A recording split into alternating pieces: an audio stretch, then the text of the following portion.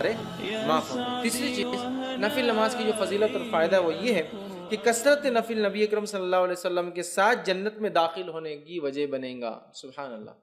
کثرت نفل نماز کو زیادہ پڑھنا نبی اکرم صلی اللہ علیہ وسلم کے ساتھ جنت میں داخل ہونے کا سبب یا وجہ بنے گا۔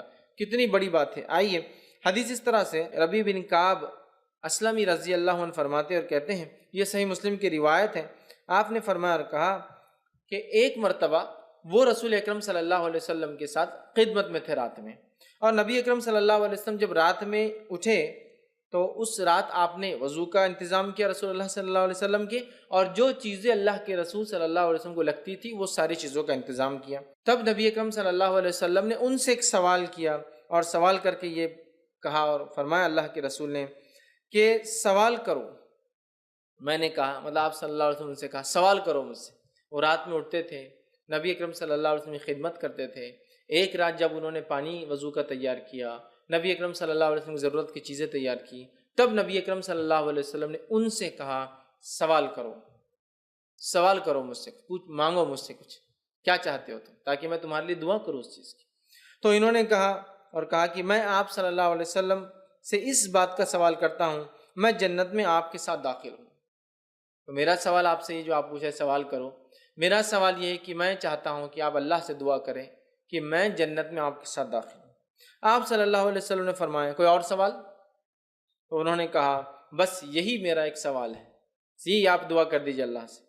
آپ صلی اللہ علیہ وسلم نے فرمایا تم کثرت سجود کے ذریعے اپنی نفس پر میری مدد کرو، مطلب اگر تم چاہتے ہو کہ تمہاری یہ دعا قبول ہو تو تم کثرت سجود، کثرت سے نفل نماز پڑھو، تو انشاءاللہ عزیز میں تمہارے لیے پھر یہ دعا کروں گا، یا یہ نماز تمہارے لیے انشاءاللہ وسیلہ بن جائیں گی میری دعا کے ساتھ کہ تم جنت میں میرے ساتھ جاؤں گے۔ تو نبی اکرم صلی اللہ علیہ وسلم کے ساتھ جنت میں جانے کا وسیلہ اور طریقہ وہ یہ ہے کہ ہم کثرت سے سجدے کریں، اور کثرت سجود سے یہاں مراد نفل نماز میں اضافہ ہے۔ سمجھ رہا؟ کثرت سجود سے مراد نہیں کہ آپ الگ سے سجدے کریں نماز کے، نماز سے الگ بھی سجدے ہوتے ہیں، سجدہ تلاوت ہوتا ہے، سجدہ شکر ہوتا ہے، لیکن اس کے علاوہ کوئی سجدہ نہیں نماز سے ہٹ کر، ٹھیک ہے؟ تو یہاں کثرت سجود سے معنی نفل نماز پڑھو، اور نمازوں میں ظاہر سی بات ہے سجدے آتے ہیں، ہر رکعت میں دو سجدے آتے ہیں، ٹھیک ہے؟ تو کثرت سجود سے میری مدد کرو، تم چاہتے ہو جو تم نے کہا کہ تم میرے ساتھ جنت میں جاؤ، تو پھر تم میری مدد ایسے کرو کہ میں تو دعا کروں گا تمہارے لیے، لیکن تمہیں جو اعمال کرنا پڑے گا وہ عمل یہ کہ کثرت سجود۔